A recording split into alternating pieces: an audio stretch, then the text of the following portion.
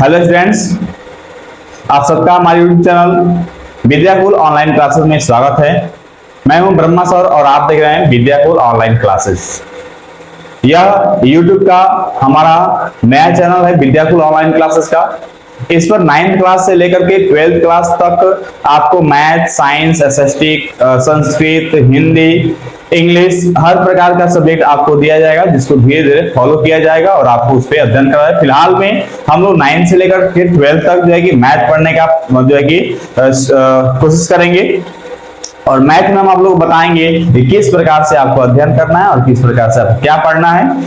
और आज हम बात करने वाले हैं 12th क्लास के मैथ के बारे में। और 12th क्लास में आज हम लोग तीसरा चैप्टर शुरू करने वाले हैं मैट्रिक्स के बारे में। मैट्रिक्स होता क्या है और इसकी में किस प्रकार से हमें पढ़ना है और क्या पढ़ना है, इसका उपयोग कहाँ होता है और किस प्रकार से इसका उपयोग होता है, ये हम लोग जानने वाले हैं। तो अगर आप हमारे इस चैनल पर नए हैं तो चैनल को सब्सक्राइब कर लीजिए, ताकि हमारा प्रत्येक वीडियो का नोटिफिकेशन आप तक पहुंचता रहे और आप लोग जो है कि घर बैठे ऑफलाइन की तैयारी कर सके।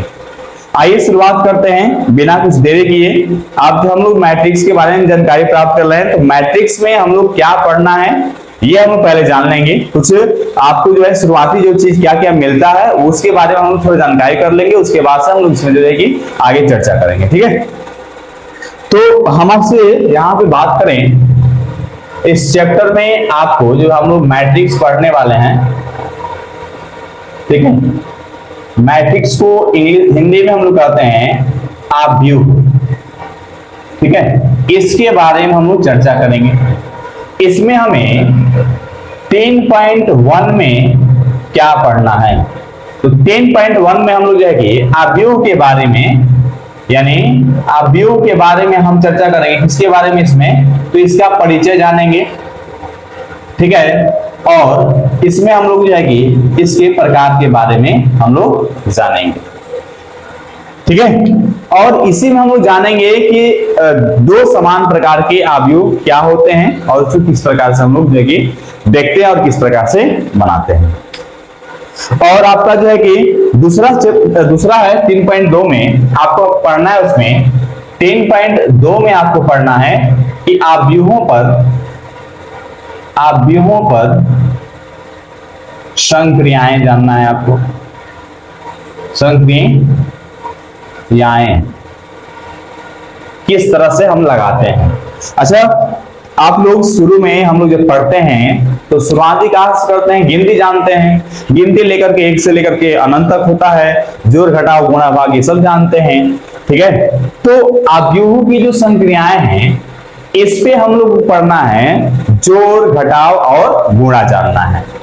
क्योंकि भाग की क्रिया इसमें नहीं करना है, भाग तो हम लोग सीखे हैं बचपन से ही, लेकिन इसमें भाग की क्रिया नहीं करना है, लेकिन जोड़ घटाव गुणा भाग की क्रिया, गुणा की तक की क्रिया हमें करना है, ठीक है। ये हमें जानना है। उसके बाद से आपको मिल जाता है तीसरा 10.10 में आपको पढ़ना है। 10.10 में आपको पढ़ना है आव्यूह का परिवर्त, आव्यूहों का परिवर्त जानना है। इसी में आपको जानना है सम्मित और विषम सम्मित आव्यूह जानना है, ठीक है। ये आपको जानना है 3.3 में जानना है। इसके अलावा आपको जानना है क्या चीज कि व्युत्क्रमणीय आव्यूह, जो 10.4 में हम लोग पढ़ेंगे। व्युत्क्रमणीय आव्यूह जो है आपको कितना में पढ़ना है, व्युत्क्रमणीय आव्यूह में व्युत्क्रमणीय आव्यूह आपको जानना है। ये आपको इसमें आपको 3 जो है कि प्रश्नावली दिया है, 10.1, 10.2, 10.3 और 3.4। अच्छा, इसका महत्व बहुत है। ये जो मैट्रिक्स हम लोग पढ़ेंगे ना, इसका महत्व बहुत है। ये थर्ड का पार्ट है। इसमें हम लोग जो है कि वो हमने बताया है कि 3.1 में हम लोग इसकी परिचय के बारे में जानेंगे, इसके प्रकार के बारे में जानेंगे। और हर एक चैप्टर को जब हम शुरुआत करते हैं तो शुरू से उसके परिचय और उसके प्रकार और उसके भाग वगैरह के बारे में, परिभाषा वगैरह के बारे में हम लोग जानने का प्रयास करते हैं और उसी से हम लोग प्राप्त करते हैं कि हमें आगे किस प्रकार से इसको अध्ययन करना है ताकि हमारा प्रत्येक प्रश्नावली को आसानी से हम लोग हल कर सके। यही हम लोग फर्स्ट कुछ इसी तरह से पढ़ना होता है फर्स्ट में। और इसमें हमने आपको बताया है कि समान प्रकार के अवयव हम लोग इसमें पढ़ना है। अगर हम बात करें यहाँ पे कि आपको इसमें फर्स्ट एग्जाम में भी के व्यू से भी ये बहुत हमारे लिए इंपॉर्टेंट है। एग्जाम में यह चैप्टर आपका जो है कि बहुत ही महत्व रखता है, बहुत ही महत्व रखता है। यह इकलौता चैप्टर है जो प्रोबेबिलिटी से आपका जुड़ा हुआ है, उससे पहले भी और उसके बाद भी इसका बहुत महत्व है। और इसमें अगर हम बात करें तो साइंस वाले छात्र का भी महत्व है, आर्ट जो कर रहे हैं उनके लिए भी महत्व है और कॉमर्स कर रहे हैं उनके लिए भी बहुत महत्व है।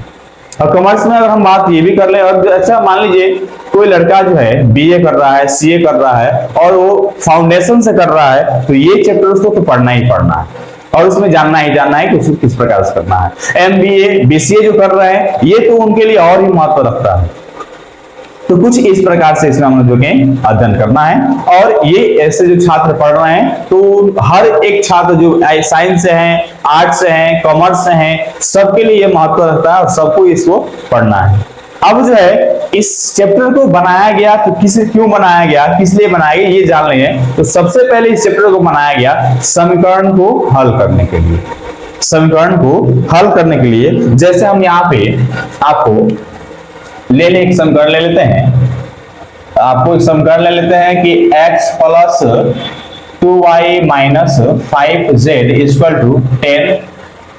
तो यहां हम कर लेते हैं कि 3x minus 5y plus z equal to 13 और यहां हम कर लेते हैं 2x minus 3y plus 5z equal to 70 कर ले हम यहाँ। इस प्रकार से आपको समीकरण मिलेगा और इस प्रकार से हमें इसे हल करना होगा। तो मैट्रिक्स का हम लोग सहायता लेंगे और इसी के माध्यम से इसको हम लोग बनाएंगे। अगर हमें मैट्रिक्स जानकारी नहीं रहेगा तो आप x का मान निकालोगे, y का मान निकालोगे, z का मान निकालोगे, तब जाकर के इसको हल करना है और ये प्रक्रिया करने में काफी जो है कि समय भी लग जाएगा। तो इसलिए इसका प्रयोग किया गया मैट्रिक्स का ताकि इसको जल्द से जल्द इसका जो है कि प्रयोग किया जा सके।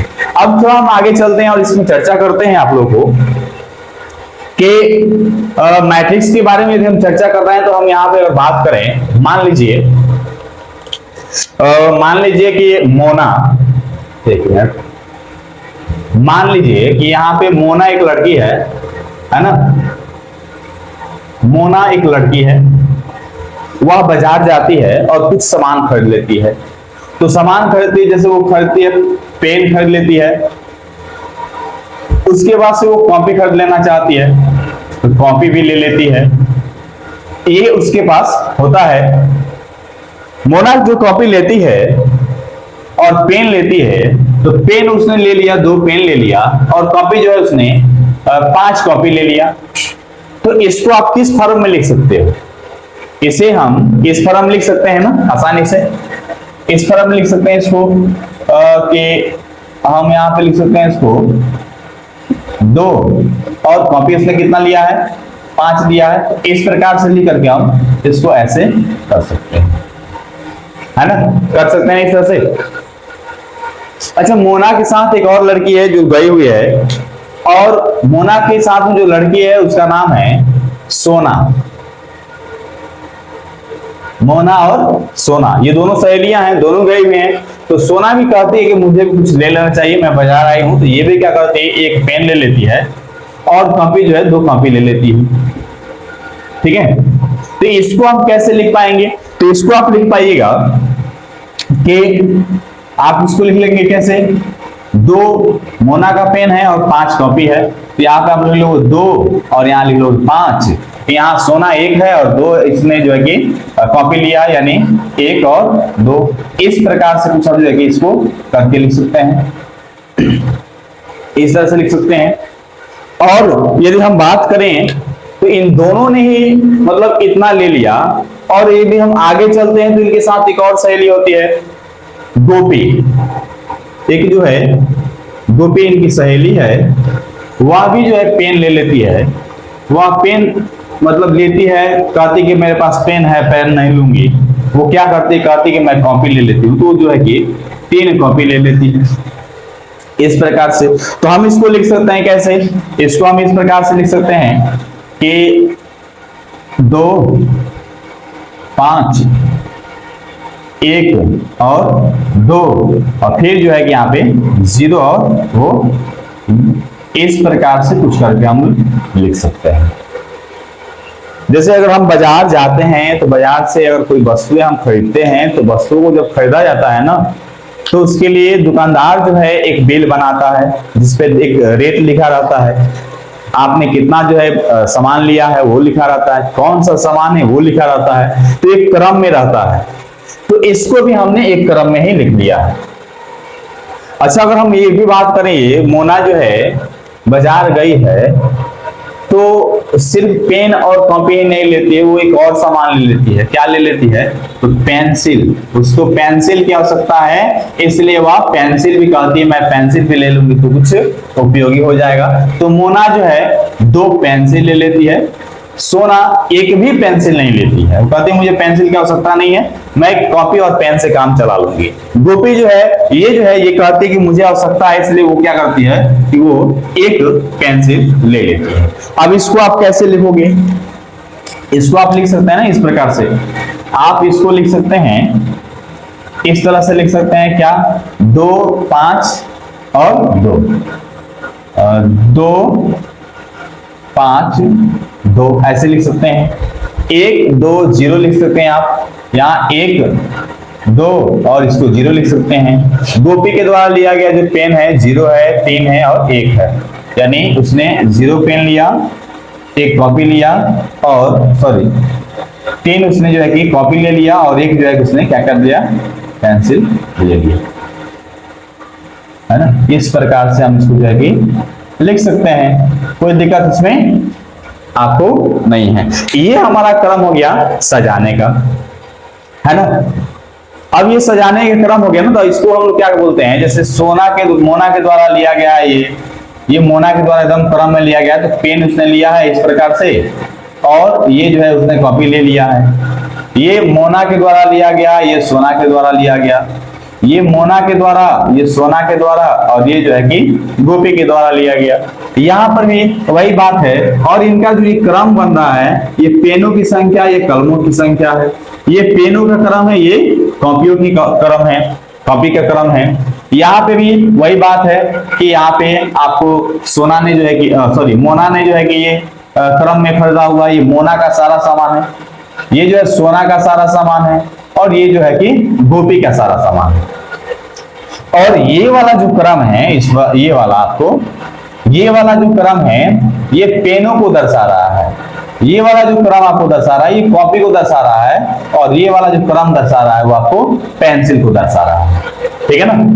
ये आपका पेंसिल को दर्शा रहा है।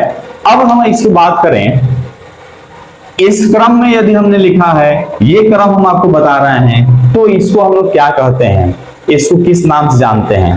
तो आपको हम बात करें, अगर आपको हम बताएं आपको कि कोई लड़का है क्लास में बैठा हुआ है, ये बेंच का क्रम रखा गया है, एक लड़का यहाँ बैठा है, एक लड़का यहाँ बैठा है, एक लड़का यहाँ बैठा है और एक लड़का जो है कि यहाँ पर बैठ गया है। इसमें भी वही बात है, यहाँ पर भी लड़का बैठा है, लोग है ना, एक एक करके लड़का बैठा हुआ है, यहाँ पे बैठे हुए हैं। इसको क्या बोलेंगे, जैसे क्लास में बैठते हैं ना तो बेंच रख दिया जाता है, तो कहते हैं आप आगे आकर बैठ जाओ, आप आगे आकर बैठ जाओ, तो एक पंक्ति हो जाता है, उसको हम उसको क्या बोलते हैं, पंक्ति बोलते हैं। क्या बोलते हैं बाबू उसको, इसको हम लोग पंक्ति कहते हैं, पंक्ति कहते हैं, है ना। और यदि अगर हम कहें कि सब एकदम क्रम से बैठो, सीधा एकदम सब सामने बैठो, तो सामने बैठ रहा है, इसका मतलब वो स्तंभ है। कैसे बैठ रहा है बाबू, वो ऐसे बैठ रहा है ना, वो ऐसे बैठ रहा है, ऐसे बैठ रहा है, तो इसका मतलब है वो कैसे खड़ा है जी, कैसे बैठा हुआ है, या हम ये भी कह सकते हैं कि वो कैसे खड़ा है, तो हम ये कह सकते हैं कि वो स्तंभ में खड़ा है। स्तंभ का मतलब एक बिंब हो गया, एक पाया हो गया, या एक बांस हो गया, उसको हम खड़ा कर देंगे तो वो स्तंभ में खड़ा हो गया। तो इसका मतलब है इसको हम लोग जो है क्या बोलते हैं बाबू, स्तंभ बोलते हैं। क्या बोलते हैं, स्तंभ बोलते हैं। यानी खड़ा है उसको स्तंभ कहते हैं, और जो ऐसे आपको रखा गया है यानी इस प्रकार से पट है, इसका मतलब हम कह सकते हैं कि वो जो है कि पंक्ति में है। ठीक है, यहां तक कोई दिक्कत नहीं है। अब हम बात कर लेते हैं यहां पे आपको कि मोना का जो पंक्ति है, ये पंक्ति दो पंक्ति में, ये आपका इसका एक पंक्ति है, और यहाँ पर कितना स्तंभ है, एक स्तंभ है, और ये दूसरा स्तंभ है। पंक्ति कितना है, एक है, स्तंभ कितना है, एक और दो है। यहाँ पंक्ति कितना है, तो एक है, और यहाँ पंक्ति दूसरा है। ये पहला स्तंभ, ये है दूसरा स्तंभ, ये पहला पंक्ति, दूसरा पंक्ति, तीसरा पंक्ति, यहाँ पहला स्तंभ, दूसरा स्तंभ हो गया। उसी प्रकार से यहाँ है पहला पंक्ति, दूसरा पंक्ति, तीसरा पंक्ति, पहला स्तंभ, दूसरा स्तंभ, तीसरा स्तंभ। ये इस प्रकार से हम इसको लिखते हैं, और इसको इसी प्रकार से हमने सूचित किया हुआ है। हमें लगता है कि आपको बहुत इस तरह से ये समझ में आ रहा है। अब हम बात करें कि आव्यूह को हम कैसे लिख पाएंगे, है ना। हम आव्यूह को कैसे लिख पाएंगे, इसका परिभाषा क्या होगा, तो हम यहाँ पे कह सकते हैं आव्यूह की यदि परिभाषा कहता है, अर्थात मैट्रिक्स के बारे में यहाँ पे कह रहा है, तो हम कह सकते हैं ना, क्या कह देंगे बाबू, संख्याओं या फलनों का आयताकार क्रम विन्यास। क्या चीज, संख्याओं या फलनों का आयताकार क्रम विन्यास। ठीक है, संख्याओं या फलनों का आयताकार क्रम विन्यास। ये देखिए क्या हो रहा है, ये आपको दिखाई दे रहा है, ये वाला आयताकार है, हालांकि यहां दिखाई दे रहा है वर्ग, ये वर्ग दिखा रहे हैं, तो वर्ग हो या आयताकार हो, उसको भी वर्ग भी जो है, वर्ग भी एक जो है कि आपका आव्यूह है, मैट्रिक्स है। और यहाँ आपका आयत हो जा रहा है, ये वाला, ये आपका जो है कि एक वर्ग हो जा रहा है। तो वर्ग और आयत दोनों जो है क्या है, आपको मैट्रिक्स है। ठीक है ना। उसके बाद से इसके अंदर की जो संख्याएं होती हैं, ये वाला जो संख्या अंदर दिया हुआ है मैट्रिक्स को, उसके अंदर वाली जो संख्याएं दी गई हैं, इसको हम लोग क्या कहते हैं, इसको कहते हैं अवयव। ये जो आपको दिया है, 2 दिया है, 5 दिया है, 2 दिया है, 5 दिया है, 1 दिया है, 2 दिया है, इसको हम लोग क्या बोलते हैं, ये जितना दिया है ना, ये वाला, ये सब जो है इस मैट्रिक्स के अंदर की अवयव है ना। यानी अवयव है, तो ये आव्यूह की अवयव है। किसकी अवयव है बाबू, आव्यूह के अवयव है ये। इसको हम पहले कह सकते हैं आव्यूह के ये अवयव है। समझ आ रहा है ना बाबू, ये जो है आव्यूह के, ये जो अंदर जितने दिए गए हैं, ये सब मैट्रिक्स के अवयव दिए गए हैं, है ना। अच्छा, अब इसको कैसे आप लिखोगे, जैसे अगर हम बात करें ये अवयव हैं, तो इसको आप कैसे सूचित करोगे, है ना, इसको आप कैसे सूचित करिएगा। तो अगर हम यहां कर लें, यहां हम कर लें 2 दिया है, यहाँ पे 2 दिया है, 5 दिया है, 2 दिया है, फिर 1 2 0 0 3 और 1 आपको ये दिया हुआ है। इसको कैसे आप सूचित करोगे, तो इसको हम लोग कर लेंगे क्या चीज, इसको जानने से पहले एक बार फिर मैं आपको बता दूं कि पंक्ति को हम लोग कैसे सूचित करते हैं। पंक्ति को इंग्लिश में हम लोग रो बोलते हैं, ठीक है ना। और स्तंभ को हम लोग जो है कि कॉलम बोलते हैं, COLUMN बोलते हैं। अर्थात पंक्ति को हम लोग सूचित करते हैं R से, और कॉलम को सूचित करते हैं किससे, C से।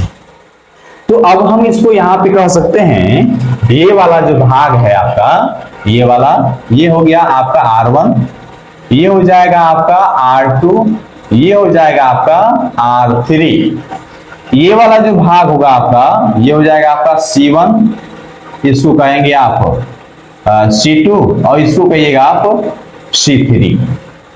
ठीक है ना। ये आपको इस प्रकार से आपको लिखना है। अब जब आप इसको इस प्रकार से लिखते हैं तो इसको हम किस नाम से जानते हैं, है ना, इसको किस नाम से जानते हैं और किस प्रकार से लिखेंगे इसको, है ना। इसको हम लोग कहते हैं क्या चीज, इसको हम लोग कहते हैं, इसको आप कह दीजिएगा यहां पे कि order of matrix, order of क्या कर दीजिएगा, मैट्रिक्स। अर्थात इसका अर्थ हुआ कि आव्यूहों की कोटि, समझ में आ गया, आव्यूहों की कोटि। अब आव्यूहों की कोटि कैसे लिखेंगे आप, है ना। आव्यूहों की कोटि जो है, यहां पे आपको ध्यान देना है, यहां आपको R1 दिया है, ये R2 दिया है, ये R3 है, ये C1 है, C2 है, C3 है, यानी हम कहेंगे एक पंक्ति, दूसरा पंक्ति, तीसरा पंक्ति। तो इसको लिखेंगे आव्यूहों की जो कोटि है वो 3 है, पहला पंक्ति, और ये जो है स्तंभ है, तो ये भी आपको जो है कि 3 दिया है। इसमें गुणा नहीं करना है आपको, इसको जो है कि आपको गुणा नहीं करना है ना। अब आप इसको कैसे दर्शाओगे, इसको दर्शाना होगा तो आप 3 और 3 का जो कोटि आप दर्शाएंगे तो कैसे दर्शाइएगा, तो इसको देखिए कैसे दर्शाना है आपको। इसको हम यहां पे ले लें 2 5 2 1 2 0 0 3 1, इसको आपको लिखना है 3 गुणे 3, ठीक है। ये इस प्रकार से आप इसको दर्शाइएगा, ये आप इसको दर्शा रहे हैं, इस प्रकार से आप जो है कि इसको दर्शाएंगे। इसमें गुणा आपको नहीं करना है ना, इसमें गुणा आपको नहीं करना है। अब आपको मिल जाता है कि ये जब आपने पंक्ति को लिख दिया है, यह स्तंभ लिख दिया है ना, इस तरह से आपने इसको लिख दिया और अवयवों की कोटि को भी आपने इस पे दर्शा दिया। तो अब हमें मिल गया कि अवयवों की कोटि क्या होता है, ये तो आप जान गए, बहुत अच्छी तरह से आपको जानकारियां मिल गई।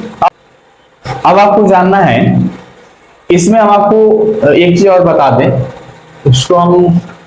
इसको मिटा देते हैं पहले, ठीक है। ऑर्डर ऑफ कोटि हम आपको बताए थे, ऑर्डर ऑफ मैट्रिक्स, इंग्लिश में हमने क्या लिखा था इसको, यानी अवयवों की कोटि, ये हमने आपको बताया था।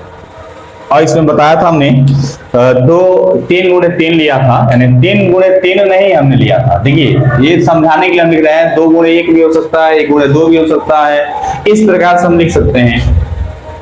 तो ये जो है आपको किसको दर्शाएगा, पंक्ति, अवयवों की पंक्ति दर्शा रहा है, अवयवों की ये पंक्ति को दर्शा रहा है, और ये जो दर्शा रहा है अवयवों के स्तंभ को दर्शा रहा है, अवयवों के स्तंभ को दर्शा रहा है। इस प्रकार से इसको स्विच कर रहा है। तो कभी भी आप लिखोगे इधर कोटि में, तो ये वाला जो भाग होगा आपका पंक्ति होगा, और ये वाला भाग जो होगा आपका स्तंभ होगा। अब हम लोग थोड़ा देखेंगे अवयवों का क्रम विन्यास। क्या देखेंगे बाबू, अवयवों का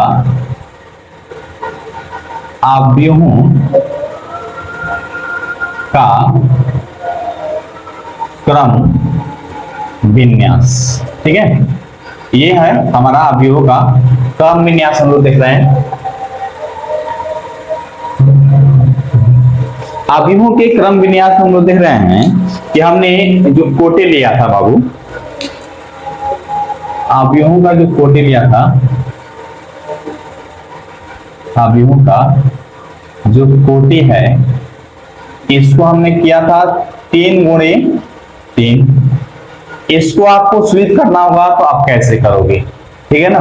तो आप इसको लिख सकते हैं ना इस प्रकार से, 1 2 3, इधर 3 आपका पंक्ति हुआ, तीसरा पंक्ति, पहला ये जो आपको देख रहा है ना, ये वाला ये पंक्ति है, तो 1 2 और ये वाला जो आपका 3 हो गया। और 3 आपको जो है क्या चाहिए, स्तंभ चाहिए। तो 1 2 3 स्तंभ ले लिए, मैंने पहला पंक्ति हो गया, दूसरा पंक्ति, तीसरा पंक्ति, पहला स्तंभ, दूसरा स्तंभ, तीसरा स्तंभ। इस प्रकार से आप बनाओगे। अगर 3 गुणे 2 रहता तो ये हम लोग है कि तीसरा स्तंभ खड़ा नहीं करते, पहला पंक्ति हो जाता, दूसरा पंक्ति होता, तीसरा पंक्ति हो जाता। तो इसको हम लोग क्या कहेंगे, इसको कह रहे हैं ना C1 कह रहे हैं, इसको हम लोग जो है कि बाबू C1 कह रहे हैं। ये वाला जो है आपका C1 है, ये वाला आपका C2 है, ये वाला जो है आपका C3 है, और इसको हम सूचित कर रहे हैं R1, ये है आपका R2, और ये है जो आपका R3 है। इसको आप कैसे लिखोगे, हम आपको सब समझाने के लिए बाबू लिख रहे हैं, आपको सब समझाने के लिए, आपको एग्जाम में ऐसे नहीं लिखना है। कैसे लिखते हैं इसको, तो इसको लिखेंगे आप A1 1 लिखेंगे, पहला पंक्ति पहला स्तंभ, A1 2 पहला पंक्ति दूसरा स्तंभ, ठीक है।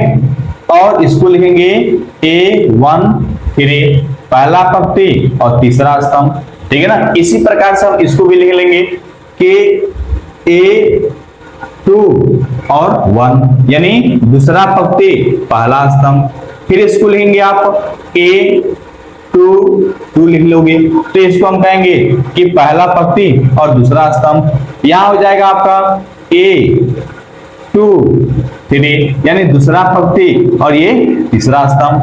उसी प्रकार से यहां पे आप लिखोगे कि A3 1 यानी ये तीसरा पंक्ति पहला स्तंभ, और यहां पे जब लिखोगे आप A3 2 यानी तीसरा पंक्ति दूसरा स्तंभ, और यहां पे लिखेंगे आप A3 3 यानी तीसरा पंक्ति और तीसरा स्तंभ। इस प्रकार से आप इसको लिखेंगे। अब इसका निरूपण आप कैसे करोगे, इसका आप इसको कुछ सूचित करेंगे ना, इसको कैसे सूचित करेंगे, तो इसको सूचित क्या आता है बाबू, AIJ, इसको हम सूचित करते हैं इस प्रकार से। और AIJ बराबर हम अगर यहां पर लिख सकते हैं इसको A11 A12 है ना, और ये 1 3 A21 A22 A23, ठीक है ना, A31 A32 और A33, इस प्रकार से हम इसको लिख सकते हैं। तो इसको हम लोग जो है कि बाबू, इसको हम लोग कहते हैं, इसको निरूपण कर रहे हैं। हम लोग क्या कर रहे हैं बाबू, निरूपण कर रहे हैं,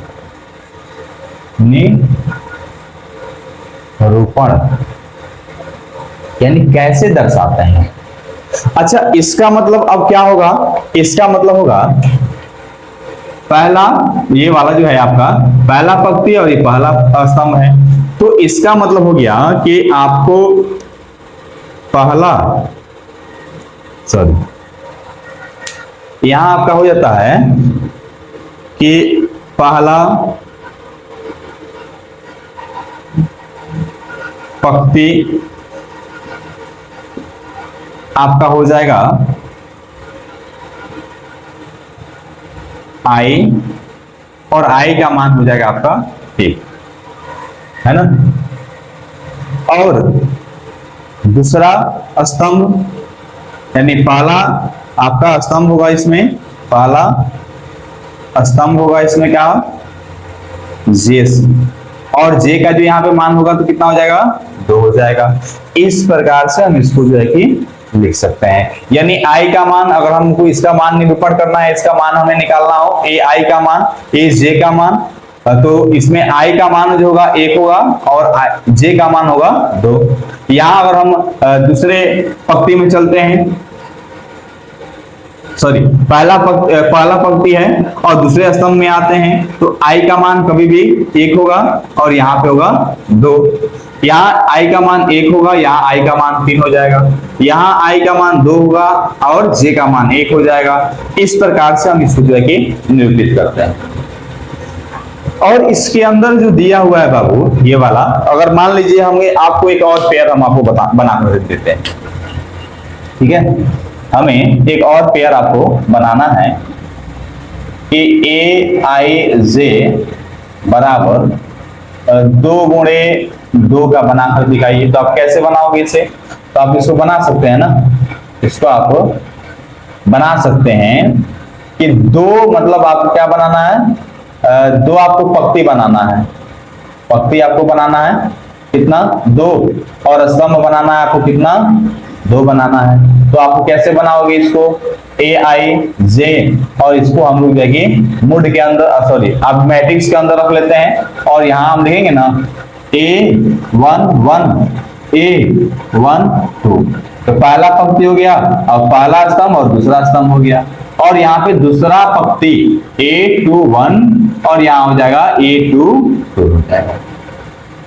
ठीक है ना, तो ये इस प्रकार से हम तैयार कर सकते हैं। और यहाँ पे और कहें एक और हम आपको बताने के लिए दे देते हैं कि कहें कि आपको ए आई जे बराबर, यानी आपको जो है बनाना है, कभी भी इस प्रकार से आप लिखेंगे मैट्रिक्स के अंदर लिखेंगे ए आई जे बराबर, आपको क्या बनाओगे, लिखना है आपको 1 गुणे 2, यानी यहाँ कह रहा है कि एक पंक्ति बनाना है और दूसरा स्तंभ बनाना है। तो क्या बनाओगे आप, कैसे बनाओगे कि ए आई जे, और यहाँ पे आप बनाओगे A11, ये पहला पंक्ति हो गया, और A12 ये पहला पंक्ति और दूसरा पहला स्तंभ दूसरा स्तंभ, ये इस प्रकार से आप लिखोगे। और इसको हम कैसे आप लिख देंगे, तो 1 गुणे 2, इसको कैसे लिख देंगे 2 गुणे 2, और इसको भी हम लिख देंगे कैसे, इसको भी हम लिख सकते हैं कि 1 2 3 1 2 3, यानी 3 गुणे 3, इस प्रकार से हम लोग निकाल सकते हैं।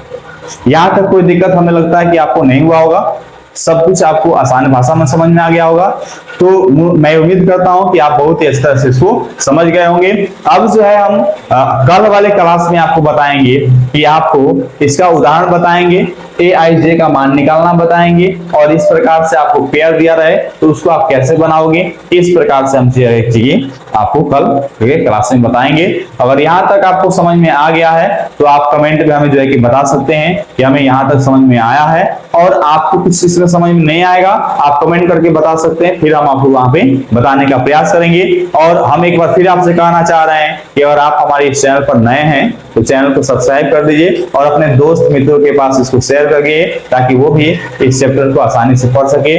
मैं ये कहता हूं आपसे, जो लड़का पढ़ा भी नहीं होगा ना, जो छात्र पढ़ा भी नहीं होगा वो छात्र भी इस चीज को पढ़ करके आसानी से सवाल को बना सकता है और उसको बहुत ही बेहतर तरीके से समझ में आने वाला है। तो आज के लिए इतना ही। जय हिंद, जय भारत।